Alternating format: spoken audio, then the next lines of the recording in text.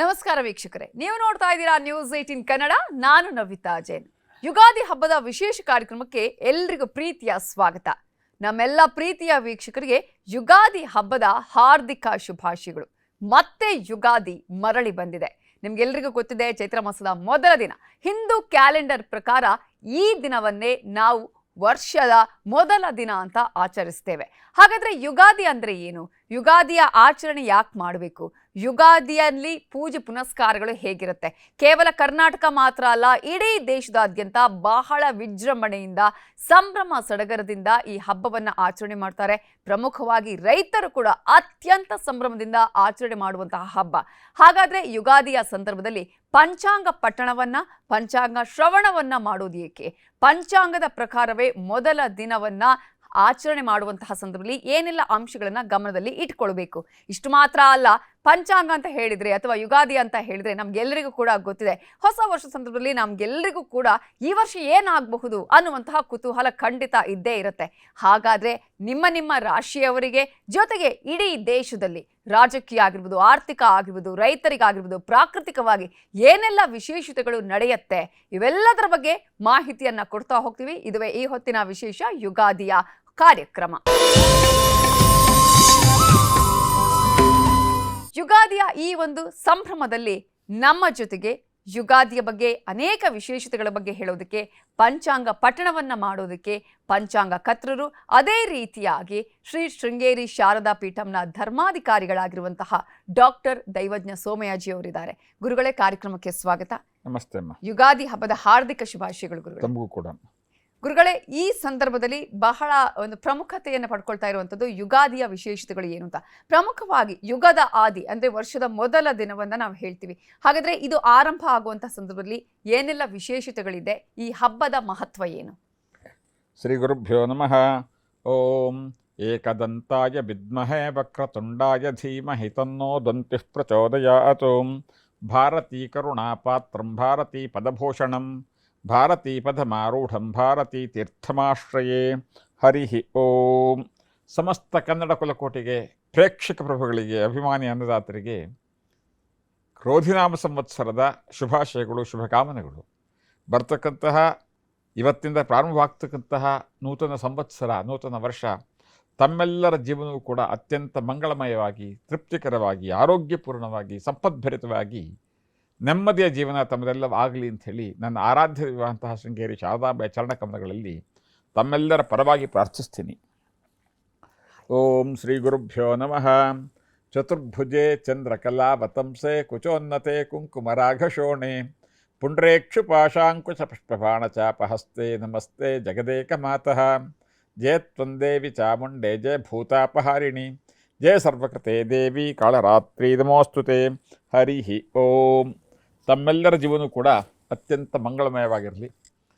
ತಮಗೆ ಮತ್ತು ತಮ್ಮ ಕಚೇರಿಯ ಎಲ್ಲ ಸಿಬ್ಬಂದಿ ವರ್ಗಕ್ಕೂ ಕೂಡ ಯುಗಾದಿ ಹಬ್ಬದ ಶುಭಾಶಯಗಳು, ಶುಭಕಾಮನೆಗಳು. ಶುಭಾಶಯಗಳು, ಶುಭಕಾಮನೆಗಳು.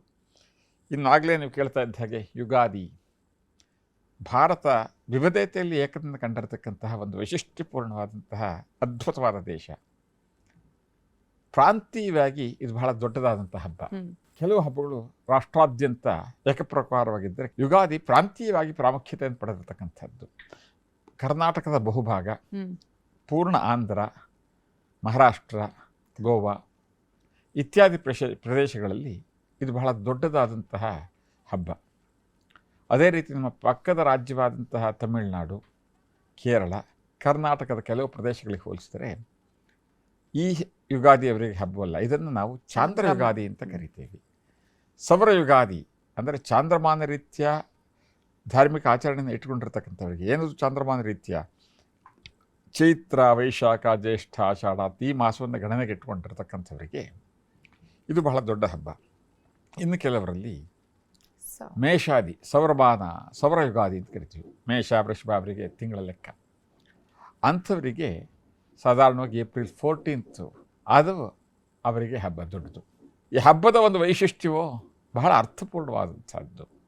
ಮೊಟ್ಟ ಮೊದಲನೇದಾಗಿ ಶುಚಿರ್ಭೂತರಾಗಿ ಸ್ನಾನಾದಿಗಳನ್ನು ಮುಗಿಸಿದ, ಅಭ್ಯಂಗ ಸ್ನಾನಾದಿಗಳನ್ನು ಮುಗಿಸಿದ ನಂತರದಲ್ಲಿ ನೂತನ ವಸ್ತ್ರಧಾರಣೆ ಮಾಡಿ, ತಿಲಕಧಾರಣೆ ಮಾಡಿ, ಕುಲದೇವತಾ ಪೂಜೆ, ಇಷ್ಟದೇವತಾ ಪೂಜೆ ಜೊತೆಗೆ ಪಂಚಾಂಗ ಪೂಜೆ. ಪಂಚಾಂಗ ಅಂದ್ರೆ ಏನು ಅಂತಕ್ಕಂಥದ್ದು ಬಹಳ ದೊಡ್ಡದಾದಂಥ ಪ್ರಶ್ನೆ ನಮ್ಮ ಯುವ ಸಮೂಹಕ್ಕೆ. ಅದನ್ನ ಒಂದು ಆಡು ಭಾಷೆಯಲ್ಲಿ ಹೇಳೋದಾದ್ರೆ ಡಿಟೈಲ್ ಹಿಂದೂ ಕ್ಯಾಲೆಂಡರ್ ಅಂತ ಹೇಳ್ಬೋದು, ಕಲೋಕಿಯಲ್ ಲ್ಯಾಂಗ್ವೇಜಲ್ಲಿ. ತಿಥಿ, ವಾರ, ನಕ್ಷತ್ರ, ಯೋಗ, ಕರ್ಣವನ್ನು ಸೂಚಿಸ್ತಕ್ಕಂತಹ ಒಂದು ಕೈಪಿಡಿ ಮತ್ತು ಬೇರೆ ಬೇರೆ ರೀತಿಯ ಶುಭ ಮುಹೂರ್ತಗಳು, ಗ್ರಹಗಳ ಚಲನೆಯನ್ನು ಸೂಚಿಸ್ತಕ್ಕಂತಹ ಒಂದು ಕೈಪಿಡಿಯನ್ನು ಪಂಚಾಂಗ ಅಂತ ಕರೆದರು. ಆ ಪಂಚಾಂಗಕ್ಕೆ ವರ್ಷವೆಲ್ಲ ಶುಭವಾಗಿರಲಿ, ಮಂಗಳಮಯವಾಗಿರಲಿ, ತೃಪ್ತಿಕರವಾದಂತಹ ಆರೋಗ್ಯಪೂರ್ಣವಾದಂತಹ ಜೀವನ ನಮ್ಮದಾಗಲಿ ಅಂಥೇಳಿ ಕುಲದೇವತೆ ಮತ್ತು ಇಷ್ಟದೇವತೆಯ ಪೂಜೆ ಜೊತೆಗೆ ಆ ಪಂಚಾಂಗ ದೇವತೆ ಅಂಥೇಳಿ ಪಂಚಾಂಗಕ್ಕೆ ಒಂದು ಪೂಜೆ ಮಾಡಿ, ನಮಗೆ ತಿಳಿದಿದ್ದರೆ ನಾವೇ ಸ್ವತಃ ಅಥವಾ ತಿಳಿದಂತಹ ಜ್ಯೋತಿಷರಿಂದ ಪಂಚಾಂಗ ಪಠನವನ್ನು ಮಾಡಿಸಿ ನಾವು ಪಂಚಾಂಗ ಶ್ರವಣ ಅಂದರೆ ಕೇಳೋದರಿಂದ ನಮಗೆ ಜೀವನ ಮತ್ತಷ್ಟು ಅಭಿವೃದ್ಧಿದಾಯಕವಾಗಿ, ಉತ್ತಮವಾಗಿ, ತೃಪ್ತಿಕರವಾಗಿ, ಇರುತ್ತೆ ಅಂತಕ್ಕಂಥದ್ದು ನಮ್ಮ ಹಿರಿಯರು ಕಂಡುಕೊಂಡಂತಹ ಅನುಭವ ವಾಕ್ಯ. ಪಂಚಾಂಗವನ್ನು ಬದಲಾವಣೆ ಮಾಡಿ ಪೂಜೆ ಮಾಡಿ ಅನಂತರ ಬದಲಾವಣೆ ಅಲ್ಲ, ಅದರಲ್ಲಿ ಅಂದ್ರೆ ಆ ಕ್ಯಾಲೆಂಡರ್ಗಳೆಲ್ಲ ಹೊಸ ಪಂಚಾಂಗವನ್ನು ತೆಗೆದುಕೊಳ್ಳೋದು. ನಿನ್ನೆ ಅಮಾವಾಸ್ಯೆ ಮುಗಿದ್ರ ಮೇಲೆ ಕಾಲದ ಶುಭಕೃತನಾಮ ಸಂವತ್ಸರದ ಪಂಚಾಂಗ ಅದಾಯಿತು ಅಲ್ಲಿಗೆ. ಇವತ್ತಿಂದ ನಾವೇನು ನೋಡ್ತೀವಿ ಅದು ಕ್ರೋಧಿನಾಮ ಸಂವತ್ಸರ ಅಂತ. ಈ 60 ಸಂವತ್ಸರಗಳ ಚಕ್ರದಲ್ಲಿ ಇದು 37ನೇ ಸಂವತ್ಸರ. ಇದು ಪ್ರತಿ ವರ್ಷವೂ ಇದು ಬದಲಾಗತ್ತೆ. ಹೇಗೆ ನಮ್ಮಲ್ಲಿ ಇಸ್ವಿ ಮತ್ತು ತಿಂಗಳುಗಳು ಅಂತ ನಮಗೆ ಬದಲಾಗುತ್ತೋ ಅದೇ ಥರ ಇದು ಕೂಡ. ಆದರೆ ನಮ್ಮಲ್ಲಿ ಪ್ರತಿಯೊಂದರಲ್ಲೂ ಒಂದು ದೈವತ್ವವನ್ನು ಕಂಡಂತಹ ಅದ್ಭುತವಾದ ಸಂಸ್ಕಾರ ಭಾರತೀಯರದ್ದು. ಆ ಪಂಚಾಂಗವನ್ನು ಕೂಡ ಓದೋದಕ್ಕೆ ಮುಂಚೆ ಅದಕ್ಕೊಂದು ಪೂಜೆ ಮಾಡಿ ಗೌರವವನ್ನು ಸೂಚಿಸಿ ಆ ದೇವತೆಗಳ ಒಂದು ಅನುಗ್ರಹವನ್ನು ಕೇಳಿಕೊಂಡು ಪಂಚಾಂಗ ಪಠನವನ್ನು ಮಾಡಿಸಿ ಶ್ರವಣವನ್ನು ಮಾಡ್ತಕ್ಕಂಥದ್ದು ಅಥವಾ ಸ್ವತಃ ಜ್ಞಾನ ಇದ್ದವರು ಪಂಚಾಂಗ ಪಠನವನ್ನು ಮಾಡ್ತಕ್ಕಂಥದ್ದು ಇದೊಂದು ಅದ್ಭುತವಾದಂತಹ ಸುಂದರವಾದಂತಹ ಸಂಪ್ರದಾಯ. ಏನಪ್ಪ ಇದು ಪಂಚಾಂಗ ಅಂತಂದ್ರೆ ಆಗಲೇ ಹೇಳಿದೆ. ಇದರ ಪ್ರಯೋಜನ ಏನು ಅಂತಕ್ಕಂಥದ್ದು ನಮ್ಮ ಯುವ ಸಮೂಹಕ್ಕೆ ಇರತಕ್ಕಂತಹ ಬಹಳ ದೊಡ್ಡದಾದಂಥ ಪ್ರಶ್ನೆ. ಇದೆಲ್ಲ ಸರಿ, ಇದರಿಂದ ಏನು ಪ್ರಯೋಜನ ಇದೆ ನಮ್ಮ ನಿತ್ಯದ ಜೀವನಕ್ಕೆ? ನಾವು ಏಪ್ರಿಲ್ 8, 9, 10, 2024, 25 ಇದನ್ನು ನಾವು ಉಪಯೋಗಿಸ್ತೇವೆ ನಮ್ಮ ಕ್ಯಾಲೆಂಡರ್ನಲ್ಲೋ ಮತ್ತೊಂದು ನಮ್ಮ ನಿತ್ಯ ವ್ಯವಹಾರಕ್ಕೆ ಅದನ್ನು ಉಪಯೋಗಿಸ್ತೀವಿ. ನಾವಿಂಥ ಸಂವತ್ಸರದ ಕ್ರೋಧಿನಾಮ ಸಂವತ್ಸರದ ಚೈತ್ರ ಮಾಸದ ಶುಕ್ಲ ಪಕ್ಷದ ಪ್ರತಿಪತ್ಪಾಡ್ಯ ಅಂತೆಲ್ಲ ಎಲ್ಲಿ ಬರೀತೀವಿ? ಇದರದ್ದು ಅವಶ್ಯಕತೆ ಏನು ಅಂತಕ್ಕಂಥ ಒಂದು ಪ್ರಶ್ನೆ ಬರುತ್ತೆ. ನಿಮ್ಮ ಈ ಜನಪ್ರಿಯ ವಾಹಿನಿ ಬಹಳ ದೊಡ್ಡದಾದಂತಹ ಯುವ ಸಮೂಹದ ಒಂದು ಪ್ರೇಕ್ಷಕ ವರ್ಗವನ್ನು ಹಿಡಿದಿಟ್ಕೊಂಡಿದ್ದೀರಲ್ಲ ನೀವು. ಅವರಲ್ಲಿರ್ತಕ್ಕಂಥ ಈ ಪ್ರಶ್ನೆಗೆ ಸ್ಪಷ್ಟವಾದಂಥ ಉತ್ತರವೇನಪ್ಪ? ನಮ್ಮ ಶಾಸ್ತ್ರ, ಸಂಪ್ರದಾಯ, ಪದ್ಧತಿ, ಪರಂಪರೆಯಲ್ಲಿ ಹೇಳಿರ್ತಕ್ಕಂಥದ್ದು ಅಂದರೆ ತಿಥೇಶ್ಚಶ್ರಿಯಮಾಪ್ನೋತಿ ವಾರಾದಾಯುಷ್ಯವರ್ಧನಂ ನಕ್ಷತ್ರಾಧರತೆ ಪಾಪಂ ಯೋಗಾದ್ರೋಗ ನಿವಾರಣಂ ಕರ್ಣಾತ್ಕಾರ್ಯ ಸಿದ್ಧಸ್ತು ಪಂಚಾಂಗ ಫಲಮುತ್ತಮಂ ಅಂತಂದು ಶಾಸ್ತ್ರಕಾರರು. ತಿಥೇಶ್ಚಶ್ರಿಯಮಾಪ್ನೋತಿ, ಕಾಲದ ಒಂದು ಪರಿಕಲ್ಪನೆ ಇರತಕ್ಕಂಥದ್ದು, ಕಾಲವನ್ನು ಗೌರವಿಸ್ತಕ್ಕಂಥದ್ದು, ಕಾಲದ ಒಂದು ಪರಿಜ್ಞಾನ ಇರತಕ್ಕಂಥದ್ದರಿಂದ ನಮ್ಮ ನಿತ್ಯ ಜೀವನದಲ್ಲಿ ವ್ಯಾವಹಾರಿಕ ಜೀವನ, ಪಾರಮಾರ್ಥಿಕ ಜೀವನ, ಭಾವನಾತ್ಮಕ ಜೀವನ ಇದೆಲ್ಲದಕ್ಕೂ ಕೂಡ ಇದು ಪೂರಕ ಪ್ರೇರಕವಾದಂಥದ್ದು. ತಿಥಿಯ ಕಲ್ಪನೆ, ತಿಥಿಯ ಒಂದು ಪರಿಜ್ಞಾನದಿಂದ ತಿಥೇಚ್ಛ ಶ್ರೇಮಾಪ್ನತಿ ಅಭಿವೃದ್ಧಿ.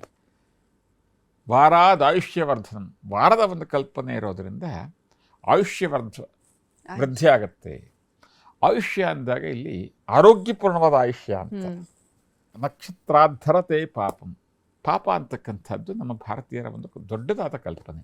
ನಮ್ಮ ನಿತ್ಯ ಜೀವನದಲ್ಲಿ ತಿಳಿದೋ ತಿಳಿದೇನೋ 10 ಪಾಪಕರ್ಮಗಳನ್ನು ಅನಿವಾರ್ಯವಾಗೋ ಗೊತ್ತಿಲ್ಲದೇನೋ ಆಗ್ತಾ ಇರುತ್ತೆ. ನಕ್ಷತ್ರಾಧರತೆ ಪಾಪ, ನಕ್ಷತ್ರದ ಸ್ಮರಣೆಯಿಂದ ನಮ್ಮ ಪಾಪ ಪರಿಹಾರವಾಗುತ್ತೆ.